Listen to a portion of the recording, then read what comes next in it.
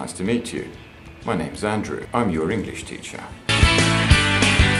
Well, they say I'm an unconventional English teacher for the simple fact I'm one of the first to concentrate specifically on phonetics.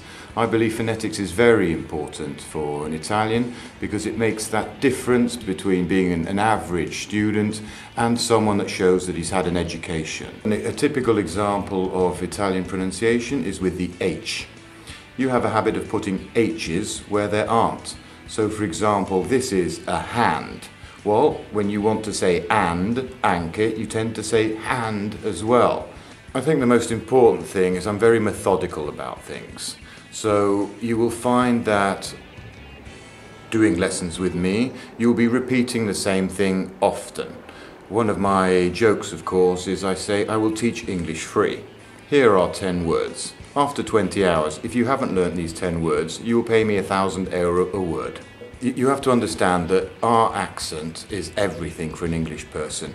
Not specifically the accent, more the pronunciation you make. Applied pronunciation, which is BBC English, for example, gives you the opportunity of knowing a person's generation, where he comes from, his locality, as it were, and also his background. If I hear an English person speaking, give me 4 words and I'll know more or less everything about him. I have the opportunity, therefore, of knowing what sort of person he is. This is why it's very important that I teach applied pronunciation to my students. Well, I think the problem has been, one, the mass communication tends to distort the English sounds, making them more Italian. As a result, you don't have a good background. So, for example, fruit juice. Zweig has contaminated the market for years.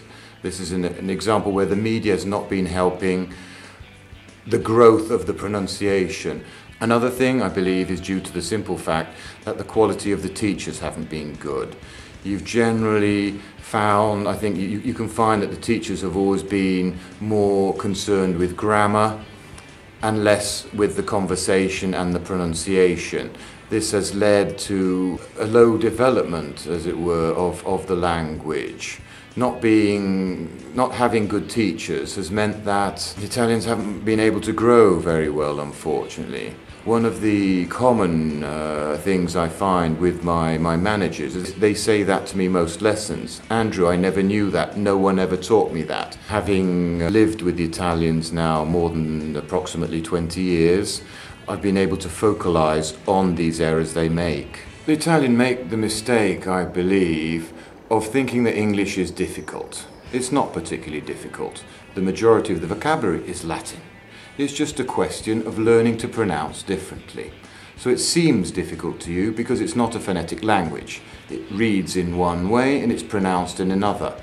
This tends to distract the Italians, it tends to demotivate them, when really it's just a question of learning these 200 odd words that make the difference, that put you in that top 10% bracket.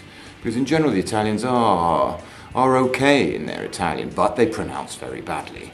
That is what I concentrate on principally, giving you that 10% boost to differentiate you from the others and make you more confident, make you a manager, not a manager. Yeah? One is not only an English teacher, you end up being a brother, a psychologist, a good friend, and a motivator, which is something I really enjoy doing, because I tend to teach not only the English language, but the British culture, the English way of being. I find teaching very gratifying, because the way I teach, I find I have results. Obviously, I have to motivate as much as possible. There are 2 ways of motivating, because after all, a dolphin knows 52 signs, but he gets fish.